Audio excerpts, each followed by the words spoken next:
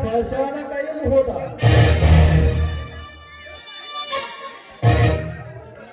ಧರ್ಮಕ್ಕಾಗಿ ಹೋರಾಡಿದ ಧರ್ಮರಾಯ ಮೋಸದ ಜೂಜಿಗೆ ತನ್ನ ಹೆಂಡತಿಯನ್ನೇ ಪಣಕ್ಕಿಟ್ಟ.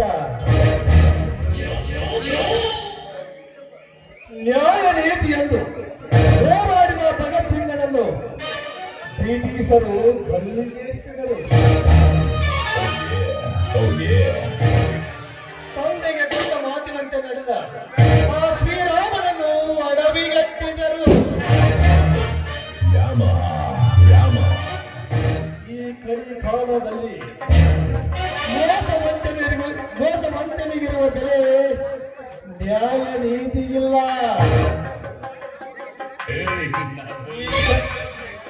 ಸತ್ಯ ಧರ್ಮಗಳಿರುತ್ತ ಹೋದರೆ ಆಗುವಂತೆ ಹಿಡಿದು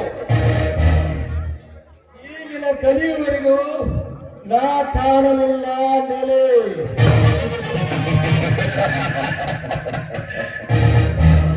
ಲೇಸಿದ್ಯಾ ನೀನಾದರೂ ಅರ್ಥ ಮಾಡಿಕೊಳ್ಳಿಯ ಈ ದರಿದ್ರ ಠಾಕು ವಿಷದ ಪಾಶ ಎಂಥದ್ದು ಅಂತ.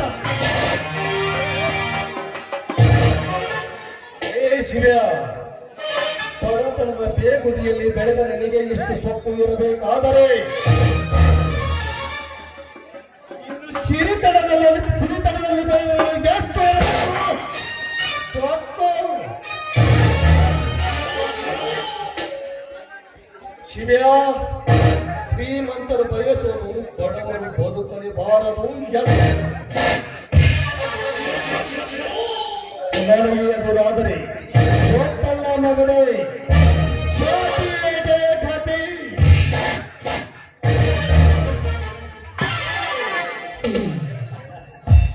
ಏನು ಸಿಟ್ಟ, ಏನು ಗರ್ಪ, ಏನು ಬೆತ್ತ. ಆದ್ರೂ ಗೌಡ್ರ ನಿಮ್ಮ ಮನ್ಯಾಗ ಕೆಲಸ ಮಾಡಕತ್ತಿ ದಿನ ತಗೊಂಡು ಈ ನ್ಯಾಯ ನಂಬಕ ಕಟ್ಟಿ ಅಂತ ಶಿಕ್ಷಾ ಕೊಟ್ಟದ್ದು ನನ್ನ ಜೀವನದಾಗ ನೋಡಿಕೊಳ್ಳಿ ಬಿಡ್ರಿಪ್ಪ. ಮತ್ತೇನಾದ್ರು ಹೊಸ ವಿಷಯ ಸುದ್ದಿ ನೆನಪಿಗೆ ತಪ್ಪಿಕೊಂಡ್ರಿ ಏನಿದೆ ಮತ್ತೆ ಈ ಸುದ್ದಿ ಕೇಳಿ ಹಾ ಶಿವಪ್ಪ ಏನಾಯ್ತು? ಅವನ ಮಗಳು ಇರ್ತೀನಿ ನೋಡ್ರಿ ಆ ಚಂದ ಹುಡುಗಿರಿ ಕಿತ್ತೂರು ರಾಣಿ ಚೆನ್ನಮ್ಮಿಂದಕ್ಕೆ ಶಿವಪ್ಪನ ಸ್ವಂತ ಮಗ ಸತೀಶರಲ್ರಿ ಶೆಟ್ಟಿ. ಇಂಥ ವಿಷಯ ನೇರವಾಗಿದ್ರು ಯಾಕೆ ಸುತ್ತುಗೊಳಿಸಿ ಮಾತಾಡಬೇಕು? ಅದರಿ ಸತೀಶ ಚಾಟಿಯಿಂದ ಬರುತ್ತಾಗ ಒಂದೊಂದು ಹಕ್ಕಿ ಹಾರಿಸ್ಕೊಂಡು ಬಂದಾನ್ರಿ. ಅದು ಯಾವ ಜಾತಿ ಗೊತ್ತಿಲ್ಲ, ಯಾವ ಕುಲ ಗೊತ್ತಿಲ್ಲ. ಒಟ್ಟಿಗೆ ಮ್ಯಾಗ ಹೇಳ್ತಂತೆ ತಾಳಿ ಕಟ್ಟಿ ಕರ್ಕೊಂಡು ಬಂದ್ಬಿಟ್ಟವ್ರಿ ಈ ತೊಂದರ.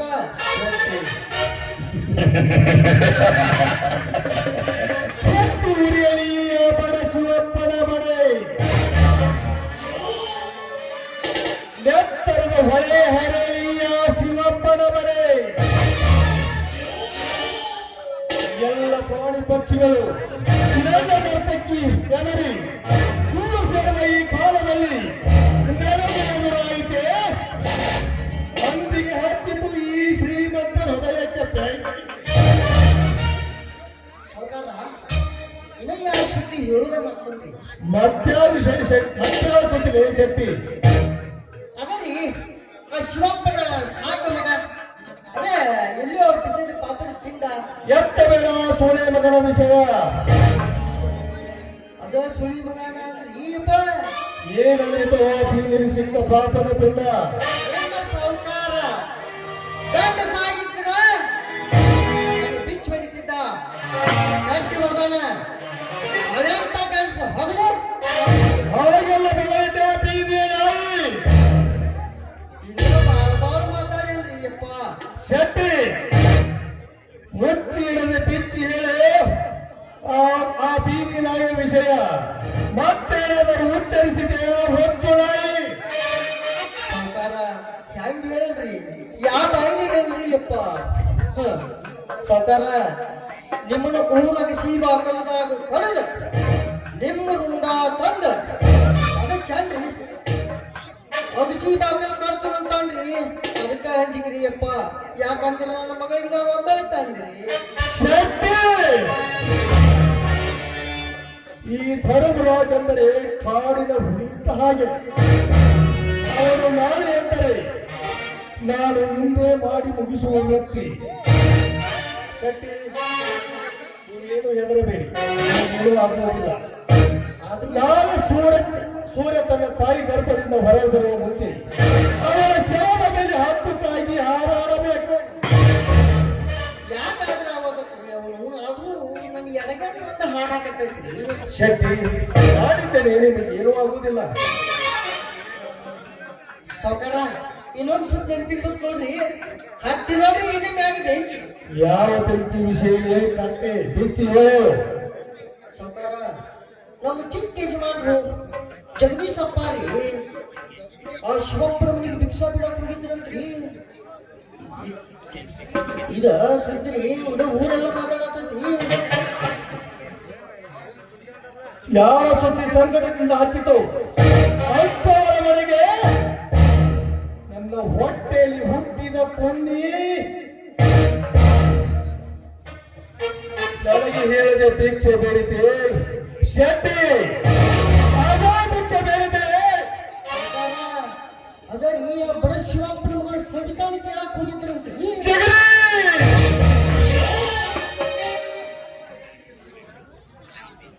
ಎಂತ ಹೇಸಿಗೆ ತಿನ್ನುವ ಕೆಲಸಕ್ಕೆ ಕೈ ಹಾಕಿದೆಯೋ ಪಾಪಿ.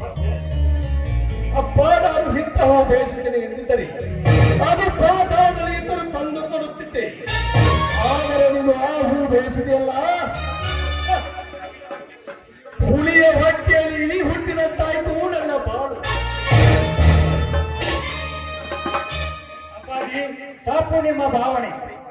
ಎಮ್ಮೆಯ ಹೊಟ್ಟೆಯಲ್ಲಿ ಆಕಳು ಕೆಡಿಸಿದಂತಾಗಿದೆ. ಯಾಕೆಂದರೆ ಕೆಟ್ಟ ಮೃಗಕ್ಕೆ ಆಹುತಿ ಆಗೋದು ಗೊತ್ತಿದ್ದರು ಕೊಟ್ಟ ಮಾತಿಗೆ ಒಗಟ್ಟು ಹೋದ ಆ ಪುಣ್ಯಕೋಟಿ ಹಸುವಿನ ಕಟ್ಟೆ ನೀವು ಓ ಪಾಪಿ, ನನ್ನ ಹೊಟ್ಟೆಯಲ್ಲಿ ಹುಟ್ಟಿ ನನಗೆ ಹಾನಿಯಾದರೆ ಮಗನೇ,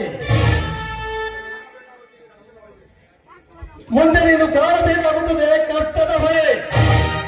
ಎಂತ ಪ್ರವಾಹ ತುಂಬಿ ಬಂದರು ಆ ಪ್ರವಾಹವನ್ನು ಎದುರಿಸುವ ಶಕ್ತಿ ನನಗಿದೆ. ನೀನು ಎಷ್ಟೇ ದೇಶ ಸಾಧಿಸಿದರು ಕೊನೆಗೆ ಈ ಮನೆಯ ಸೊಸೆಯಾಗಿ ಬರುವಳು ಆ ನಿನ್ನ ಶತ್ರುವಿನ ಮಗಳು ಸವಿತಾ. ಅವತ್ತಿಗೂ ಸಾಧ್ಯವಿಲ್ಲ. ಈ ಧರ್ಮರಾಜರುವರೆಗೂ ಅಪ್ಪ, ನಾನು ಬಯಸುವುದು ಜಸ್ಟ್ ನಿನ್ನ ಆಶೀರ್ವಾದವಷ್ಟೇ. ಜಗದೀಶ್, ತಾಯಿ ಸತ್ತ ಬಗೆಯನ್ನು ಪ್ರೀತಿಯಿಂದ ಸಾಕಿದೆ. ಆದರೆ ಈಗ ನನ್ನ ಮಾತಿಗೆ ಒಪ್ಪಿದರೆ ಈ ಆಸ್ತಿಯೆಲ್ಲ ನಿನ್ನದು. ಇಲ್ಲ, ನನ್ನ ಮಾತು ಮೀರಿ ನಡೆದರೆ ತಂದೆಯನ್ನು ಮರೆತು ನಿನ್ನ ಪಾಲಿಗೆ ಬೈರಿಯಾಗಬೇಕಾಗುತ್ತದೆ. ಎಚ್ಚರ! ಈ ನಿನ್ನ ಬೆದರಿಕೆಗೆ ಹೆದರುವ ವ್ಯಕ್ತಿ ನಾನಲ್ಲ. ಹಾಗೆ ನಿನ್ನ ಕೈ ಕೆಳಗೆ ಕೆಲಸ ಮಾಡುವ ಆಳು ನಾನಲ್ಲ. ಈ ನಿನ್ನ ಆಸ್ತಿಗೆ ಆಸೆ ಪಡುವ ಮನುಷ್ಯನು ನಾನಲ್ಲ. ಅಪ್ಪ, ಇದು ನನ್ನ ಅಜ್ಜ ಮುತ್ತಾಜ್ಜರು ಗಳಿಸಿದ ಆಸ್ತಿ. ಇದಕ್ಕೆ ನಿನ್ನದು ಎಷ್ಟು ಹಕ್ಕಿದೆಯೋ ಅಷ್ಟೇ ಹಕ್ಕು ನನ್ನದು ಇದೆ ಎಂಬುದನ್ನು ಮರೆಯಬೇಡಪ್ಪ. ಲೇ ಜಗದೀಶ್! ಗಂಡ ಹೆಂಡರ ತೊಗಲಿನ ಪ್ರೀತಿಗೆ ಹುಟ್ಟಿದ ಮಗಳೇ, ಎತ್ತ ತಂದಿಗೆ ಎದುರಾದರೆ ಎತ್ತನೆ ಹೋಗುತ್ತೇನೆ ಪ್ರಾಣ. ಪ್ರಾಣಕ್ಕೆ ಹೆದರಿ ಕಾಣುವಂತ ಹೆಣ್ಣನ್ನು ಕೈ ಬಿಡುವ ಮುಟ್ಟಾನಲ್ಲಪ್ಪ ಈ ಜಗದೀಶ್. ನಾನು ಬಯಸಿದಂತೆ ಈ ಊರಲ್ಲಿ ಶಾಂತಿ ನೆಲೆಸಿದರೆ ಸರಿ. ಒಂದು ವೇಳೆ ಬಡವರ ಮೇಲೆ ನಿಮ್ಮ ದಬ್ಬಾಳಿಕೆ ತೋರಿಸಿದರೆ ನಂದೆ ಎಂಬುದನ್ನು ಮರೆತು ನಿಲ್ಲಬೇಕಾಗುತ್ತದೆ. ಎಚ್ಚರ! ಅಲ್ರಿ ಚಿಕ್ಕ ಯಜಮಾನ್ರ ಅವನು ನೀವು ಮನಸ್ಸು ಮಾಡಿದ್ರೆ ಎಂತೆಂತ ಹುಡುಗಿಯಾರು ಬಂದು ನಿಮ್ಮ ಮನೆ ಮುಂದೆ ಸಾಲ ಹಚ್ಚಿ ನಿಲ್ತಾವು. ಅಂತಾದ್ರೆ ಬಿತ್ತವನು ಎಂತ ಮನಸ್ಸಲ್ಲಿ ಏ ಕಟ್ಟಿ! ಹೆಣ್ಣಿನ ಬಗ್ಗೆ ಕೀಳಾಗಿ ಮಾತನಾಡಿದರೆ ಸಿಕ್ಕ ಇದ್ದಂತೆ ಕತ್ತರಿಸಿ ಬಿಟ್ಟೆನೋ ನಿನ್ನ ದೇಹವನ್ನು. ಹೆತ್ತವಳು ಒಂದು ಹೆಣ್ಣು ಎಂಬುದನ್ನು ಮರೆತು ಮಾತನಾಡ್ತೀನಿ ನಿಮಗೆ. ಅದು ಹಂಗಲ್ರಿ ಅಪ್ಪ. ಯಾಕ್ರೆ ನೀವು ಏನು ನಮ್ಮ ತಂದೆ ವಯಸ್ಸಿನವರೆಂದು ನಿಮ್ಮನ್ನು ಸುಮ್ಮನೆ ಬಿಟ್ಟಿದ್ದೇನೆ. ನಿಮ್ಮಂತವರು ಇರುವುದರಲ್ಲಿ ನ್ಯಾಯ ನೀತಿ ಧರ್ಮದಿಂದ ಇರಬೇಕಾದ ಈ ಮನೆಯಲ್ಲಿ ಧರ್ಮದ ಬಗೆ ಹಾಯುತ್ತದೆ. ದಿನನಿತ್ಯ ಪೂಜೆ ಬಟ್ಟೆ ದಾನ ಮಾಡುವ ಈ ಮನೆ ಬಡವರ ಪಾಲಿನ ದೇವಾಲಯವಾಗಿದೆ. ಆದರೆ ನೀವು ಮಾಡೋದಿಲ್ಲ ಪಾಪದ ಕೆಲಸ, ಬಡವರ ಮೇಲೆ ದೌರ್ಜನ್ಯ. ನಿಮ್ಮಂತವರು ಇರುವುದರಿಂದಲೇ ಹಿಂದೆ ಮಹಾಭಾರತ ಹಾಳದದ್ದು. ಅಷ್ಟೇ ಏಕೆ ವೀರ ಸಂಗೊಳ್ಳಿ ರಾಯಣ್ಣನನ್ನು ಕಳಿಸಿದ್ದು. ಯಾಕೆ ನೀವು ನಿಮ್ಮಂತವ್ರು ಇರೋದು ಈ ಜನರ ಉದ್ದಾರಕ್ಕಲ್ಲ, ಬಡವರ ರಕ್ತ ಹೀರಲು. ನಾನಂತ ಮನುಷ್ಯ ಅಲ್ರಿ ಅಪ್ಪ. ನಾವು ನಮ್ಮಂತವ್ರು ಊರಾಗಿರೋದ್ರಿಂದನೇ ಇನ್ನ ಅಲ್ಲೇ ತಿರುಗಾಟ ಶಾಂತಿ ನೆಮ್ಮದಿ ಅನ್ನೋದು ನೆಲೆಸಿತ್ತು. ಅವಳಿಗೆ ಮತ್ತು ಈ ಊರಿನ ಜವಾಬ್ದಾರಿ. ಜಗದೀಶ್, ಇನ್ನೂ ಕಾಲ ನಿಂತಿಲ್ಲ, ಸುಮ್ಮನೆ ವಿಚಾರ ಮಾಡು.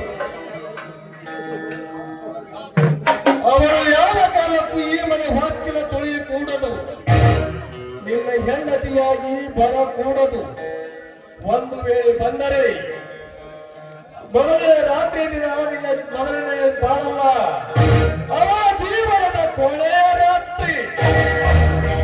ನಾವು ಈ ಜನ್ಮದಲ್ಲಿ ಸಾಧ್ಯವಿಲ್ಲಪ್ಪ. ಕತ್ತಲಾದ ಈ ಮನೆಗೆ ಜ್ಯೋತಿಯ ದೀಪವಾಗಿ ಬರ್ತಾಳೆ ಆ ಸಹಿತ. ಜಗದೀಶ್,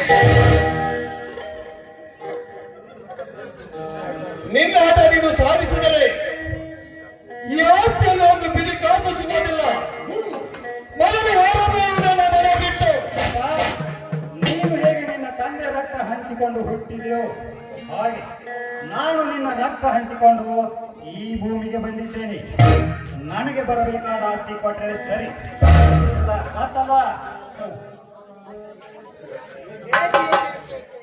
ಸಾವುಕಾರ ಏನ್ ಮಾಡಾಕತ್ತೀರಿಯಪ್ಪ? ಏನೋ ತಿಳಿದ ಅಂದ್ರೆ ಅದನ್ನೇ ಒಂದು ವಾರ ಮಾಡೋದಲ್ರಿ. ಅಲ್ರಿ ಚಿಕ್ಕಜಮಾನ್ರ, ಇಡೀ ಊರ ದೇವರಂತ ನಂಬಿದ ಜನಕ್ಕ ತಪ್ಪು ತಿಳಿದಿತ್ರಿ ಅಪ್ಪ. ಬುದ್ಧಿ ಹೇಳುವ ನೀವು ಈ ಊರಿನ ಬಗ್ಗೆ ಯೋಚನೆ ಮಾಡ್ತಿರಂದ್ರೆ ನನಗೆ ನಗು ಬರುತ್ತೆ. ಪಾಪ ಇಲ್ಲಿ ಕುಳಿತ ಜನಕ್ಕೆ ಏನ್ ಗೊತ್ತು ನೀವು ನೀಚರು ಎಂದು. ದೇವರಾಗಿ ನಡೆಸುವ ನಿಮ್ಮ ಬುದ್ಧಿ ಹೊರ ಬಂದಾಗ ಯಾವ ನಿರ್ಧಾರಕ್ಕೆ ಬರಬೇಕಂತ ಸ್ವಲ್ಪ ಯೋಚನೆ ಮಾಡಿ. ನಾನು ಬರ್ತೀನಿ.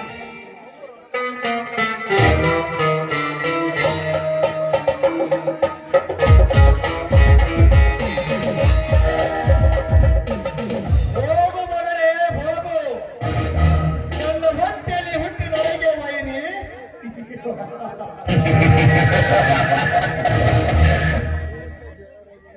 ದೇಶಕ್ಕೆ ಹೋಗ್ಯಪ್ಪ, ಇನ್ನು ನಾವು ಎಚ್ಚರದಿಂದ ಇರಬೇಕು. ಬರಬ್ಬರಿ. ಒಂದು ವೇಳೆ ಅವರು ನಮ್ಮ ಮನೆಗೆ ಸೊಸೆಯಾಗಿ ಬಂದರೆ ಅವರ ಮನೆಯನ್ನು ಸರ್ವನಾಶ ಮಾಡಿಬಿಡುತ್ತಾರೆ. ಲೇಸಿದ ನನ್ನ ಮೇಲಿನ ಸೇರಿಗಾಗಿ ನನ್ನ ಮಗನಿಗೆ ಎದುರು ಬಿಟ್ಟಿಯಲ್ಲ ಮಗನೇ. ಮುಂದೆ ನೋಡು ನಿನ್ನ ಕಥೆ. ಶಕ್ತಿ ಹೋಗ್ಯಪ್ಪ. ನಮ್ಮ ಮೇಲ್ಮೇಲಿನ ಕರ್ನಾಟಕಕ್ಕೆ ಬಂದು ಹಾ ಹಾ